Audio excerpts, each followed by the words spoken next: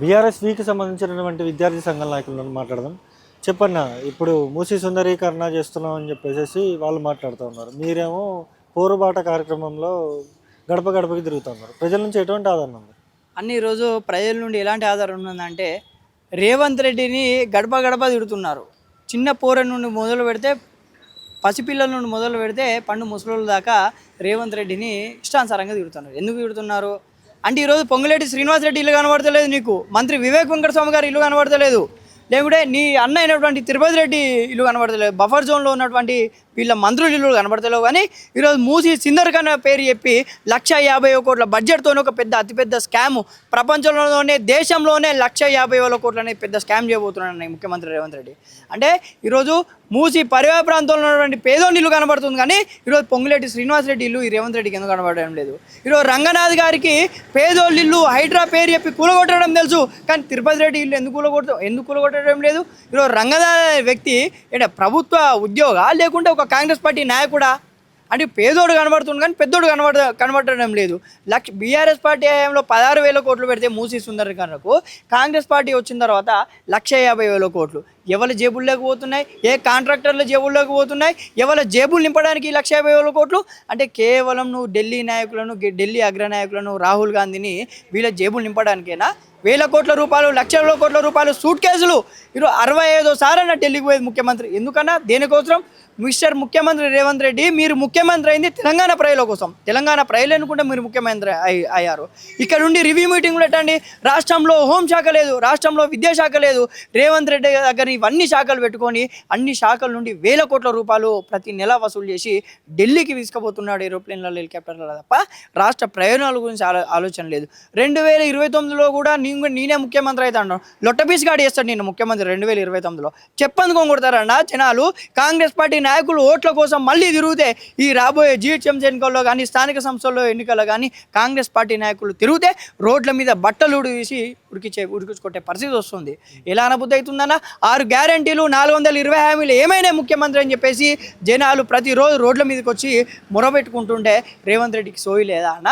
ఎంతసేపు రాహుల్ గాంధీ భజన, ఎంతసేపు సోనియా గాంధీ భజన, ఎంతసేపు రాష్ట్రంలో రియల్ ఎస్టేట్ను ఎలా చేయాలి, ఎంతసేపు ఎక్కడ భూమి ఉంది, ఎక్కడ ప్రభుత్వ స్థలం ఉంది, ఆ స్థలాన్ని ఎలా కబ్జా పెట్టాలని చెప్పేసి రేవంత్ రెడ్డి అంచలను ఈరోజు ప్రభుత్వ స్థలాలకు పంపించి ఈరోజు పేదల ఇళ్ల మీదకి పంపించి ఈరోజు దోచుకుంటున్న వ్యక్తి ముఖ్యమంత్రి రేవంత్ రెడ్డి కాదా అన్న? ఈరోజు గచ్చిబౌలి నానక్రమగూడెంలో ప్రతి ఒక్క పెద్ద విల్లాలు, పెద్ద అపార్ట్మెంట్లు, పెద్ద కంపెనీలు బఫర్ జోన్లో ఉన్నాయి. ఆ కంపెనీలు రేవంత్ రెడ్డికి ఎందుకు కనబడడం లేదు? ఈరోజు రేవంత్ రెడ్డి కుటుంబ సభ్యులకు సంబంధించిన కంపెనీలు రేవంత్ రెడ్డికి ఎందుకు కనబడడం లేదు? ఈరోజు హైదరాబాద్ చెప్పి పేదోళ్ళ ఇల్లు కనబడుతుంది. మూసి సుందరీకరణ చెప్పి కొన్ని సంవత్సరాల క్రితం, 50 సంవత్సరాల క్రితం హైదరాబాద్కు వచ్చి ఇక్కడనే సెటిల్ అయ్యి ఇక్కడనే ఏదో రోజుకు 100-200 కూలి చేసుకుంటూ బతుకున్న పేదల ఇల్లు కనబడుతున్నాయి. కానీ పొంగులేటి శ్రీనివాసరెడ్డి గారి ఇల్లు, తన అన్నటువంటి తిరుపతి రెడ్డి ఇల్లు ముఖ్యమంత్రి కనబడడం లేదన్న. అయితే పూర్తిగా కూడా మొన్న ఎవరైతే హైడ్రా రంగనాథ్ ఉన్నాడో, రంగనాథ్ TV9 ఛానల్లో ఇంటర్వ్యూ ఇస్తూ ఏదైతే రోడ్డు వేస్తాం, రోడ్డు వేసేటప్పుడు ఒక 2-3 ఇల్లులు పోతాయి, అట్లా అభివృద్ధి చేసేటప్పుడు 2-3 ఇబ్బంది పడతారు, అట్లా చూసుకుంటూ కూర్చుంటే మనం అభివృద్ధి చేయలేమా అంటూ కూడా ఆయన మాట్లాడండి. ఎట్లా చూస్తారు? దేనికి అభివృద్ధి అన్న? కాంగ్రెస్ ప్రభుత్వం వచ్చి నుండి మూసి హైడ్రానే నడుస్తుంది. ఏం అభివృద్ధి చేసినావు? హైడ్రా పేరు చెప్పి పేదోళ్ళు ఇల్లు కూలగొట్టి ఏం చేసినాడన్న ముఖ్యమంత్రి? మూసి సుందరీకరణ అని చెప్తున్నాడు, ఇల్లు కూలగొడుతున్నాడు, 150,000 కోట్ల స్కామ్ చేస్తున్నాడు. దేనికి అభివృద్ధి? అరే బాబు, ఇంకా 2 సంవత్సరాలు అయితే కాంగ్రెస్ ప్రభుత్వం మొత్తం డిలే పడిపోతుంది, కాంగ్రెస్ ప్రభుత్వం అధికారం కోల్పోతుంది. ఇంకెక్కడ అభివృద్ధి? ఇంకెవరు చేస్తారు అభివృద్ధి? ఈరోజు స్కాములు చేయడానికే కదా. ఇంకో 2 సంవత్సరాలు అయితే నా ప్రభుత్వం పని అయిపోతుంది. ప్రజలకు బీఆర్ఎస్ పార్టీ మీద తీవ్రమైన ఆదరణ పెరిగింది. కేసీఆర్ గారినే మళ్ళీ ప్రజలు గెలిపించుకోవాలనుకుంటున్నారు. ప్రభుత్వం పోయిన తర్వాత నేనేం చేసుకుంటా? ఇక్కడున్న నీ బడ్జెట్ను, ఈ 150,000 కోట్ల బడ్జెట్, ఇది ఒక్కదాని మీద మూసి పేరు చెప్పి నేను దోసుకోవాలని చెప్పేసి రేవంత్ రెడ్డి ఆలోచిస్తున్నాడు అన్న. దేనికి అభివృద్ధి అన్న? కాళేశ్వరం అభివృద్ధి చేసిండు, కాళేశ్వరం కట్టిండు, దేశంలోనే ప్రపంచంలోనే అతిపెద్ద ఇరిగేషన్ ప్రాజెక్ట్ కట్టిండు కేసీఆర్ గారు. ఎవరైనా నష్టపోయారా అన్నాడా? ఎవరికైనా ఇబ్బంది కలిగిందా అన్నాడా? ఎవరైనా ఏ పేదోడి ఇల్లన్నా బుల్డోజర్లు పంపిల్లా? కేసీఆర్ గారు ఉన్నప్పుడు బీఆర్ఎస్ పార్టీ హయాంలో 9.5 సంవత్సరాల కాలంలో ఏ పేదోడి ఇంటి మీదకైనా బుల్డోజర్ పోయిందా? ఏ పేదోడి ఇంటికైనా JCB పోయిందా అని నేను అడుగుతున్నా. ఈరోజు ఎందుకు పేదోళ్ళు, పేద ప్రజలు అమాయక ప్రజలు కొన్ని సంవత్సరాల క్రితం హైదరాబాద్కి వచ్చి కూలీనాలు చేసుకొని ఇల్లు సంపాదించుకొని ఇల్లు కట్టుకొని ఈ రోజు కూడా ఈఎంఐలు కట్టుకుంటూ బతుకుతున్న వాళ్ళ జీవనోపాధి మీద ఎందుకు వాళ్ళ పొట్టను ఎందుకు కొడుతున్నారు రేవంత్ రెడ్డి అని చెప్పేసి ఈరోజు మీకు మూసి పోరుబాటు అనే కార్యక్రమం తీసుకున్నాం. ఈరోజు గడపన బీఆర్ఎస్వి పోతుంది. గడపన బీఆర్ఎస్వి ప్రతి ఒక్క మూసి నిర్వాసితులకు ప్రతి ఒక్క మూసి బాధితులకు అండగా ఉంటాం, బుల్డోజర్లకు అడ్డం పడుకుంటాం, జేసీబీలకు అడ్డం పడుకుంటాం అని చెప్పేసి మేము ఒక భరోసా కల్పిస్తున్నాం అన్న.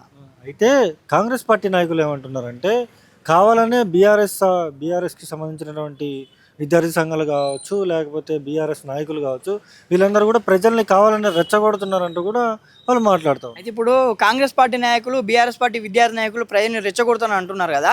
సరే, బీఆర్ఎస్ పార్టీ విద్యార్థి నాయకులు మరియు కాంగ్రెస్ పార్టీ నాయకులు ఎవరు వస్తారో రండి, మూసి బాధితుల దగ్గర పోదాం. హైడ్రాలో ఇల్లు కోల్పోయిన పేద ప్రజల దగ్గర పోదామన్నా. ఈరోజు అంబర్పేట, గోల్నాక, లేకపోతే రాజేంద్ర నగర్ ఈ ఏరియాలకు మూసి బాధితులకు, మూసి వల్ల ఇల్లు కోల్పోతున్న ఆ బాధితుల దగ్గర మనం పోదాం. వాళ్ళు నిజంగానే మేము రెచ్చగొడుతున్నామా, వాళ్ళ ఆవేదనను వాళ్ళ బాధలను బయటికి తెలియజేస్తున్నారని చెప్పేసి మనం చూడొచ్చు కదా. ఈరోజు కాంగ్రెస్ పార్టీ ముఖ్యమంత్రి వస్తాడా, కాంగ్రెస్ పార్టీ మంత్రులు వస్తారా, ఎవరు వస్తారు అండి? మా విద్యార్థి నాయకులతోని, మా బీఆర్ఎస్ విద్యార్థి నాయకులతోని ప్రతి ఒక్క మూసి బాధితుడి దగ్గర పోదాం. వాళ్ళు మేము రెచ్చగొడుతున్నామా, వాళ్ళ ఆవేదన మాకు తెలుపుతున్నారని తెలుసా కదన్నా. కాంగ్రెస్ పార్టీ నాయకులు రోడ్ల మీద తిరిగే పరిస్థితి లేదన్న. ముఖ్యమంత్రి రేవంత్ రెడ్డి మళ్ళీ ఓటాడితే జనాలు ఉరికించుకుంటూ కొడతారన్న. తెలంగాణ నుండి ముఖ్యమంత్రిని తరిమేయాలి, తెలంగాణ రాష్ట్రం నుండి ఈ ముఖ్యమంత్రి రేవంత్ రెడ్డిని ఇతర రాష్ట్రాలకు తరిమేయాలి అని చెప్పేసి ఈరోజు బహిరంగంగా హెచ్చరిస్తున్నాను. పేదలు ఇల్లు కూల్సి ఏమొస్తాయన్నా? నీ అన్న తిరుపతి రెడ్డి బఫర్ జోన్లో ఉన్న నీ అన్న తిరుపతి రెడ్డి ఇల్లుని ఎందుకు ముట్టుకుంటలేవు? బఫర్ జోన్లో ఉన్న పొంగులేటి శ్రీనివాస్ రెడ్డి, మంత్రి వివేక్ వెంకటస్వామి గారి ఫామ్ హౌస్ని ఎందుకు కూల్చడం లేదు? హైడ్రా రంగనాథ్ గారికి పెద్దోళ్ళ ఇల్లులు కనబడతలేవా? పెద్దోళ్ళ ఫామ్ హౌస్లు కనబడతలేవా? ఈరోజు రేవంత్ రెడ్డికి సంబంధించిన బినామీ కంపెనీల బిల్డింగ్లు కనబడతలేవా అని నేను అడుగుతున్నా. ఎందుకు పేదోళ్ళ ఇల్లును నువ్వు ముట్టుకుంటున్నావు? ఎందుకు పేదోడి ఇల్లును నువ్వు దాన్ని కూల్చున్నావు అని నేను అడుగుతున్నా. ఇప్పుడు ఫైనల్గా బీఆర్ఎస్ నుంచి అసలు మీరు ఏం డిమాండ్ చేస్తున్నారు ప్రభుత్వం?